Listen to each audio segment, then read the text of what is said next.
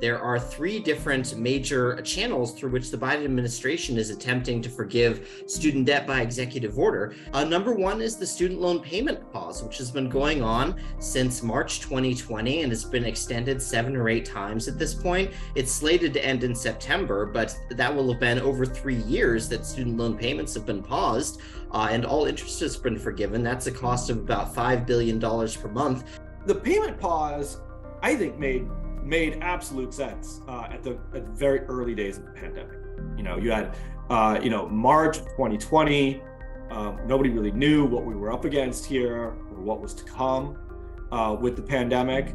And you also saw, Congress was desperately trying to find ways to get cash into people's hands, as the economy basically, when it went into free fall. If you look at what independent analysts have said, so the Congressional Budget Office, the Penn-Wharton budget model, they usually come up with much higher cost estimates than the Biden administration.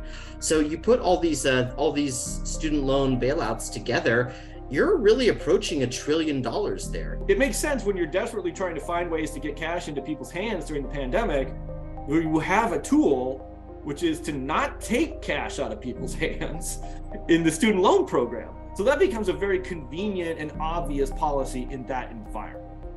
A year, 2, 3 years later, after that, it doesn't really make much sense beyond that. The Constitution has this really important separation of powers, and one of the powers it gave to Congress is the exclusive power of the purse. That is the power to use taxpayer money for public benefits. But what's clear is that this is not something the executive branch can do on its own. It's not something that the Secretary of Education or the Department of Education can do on its own, because this is a massive appropriation. It controlled both houses of Congress for the first 2 years of the Biden administration, and it didn't go to Congress then either. I'm not sure why the administration is so allergic to the legislative branch, but it seems to be.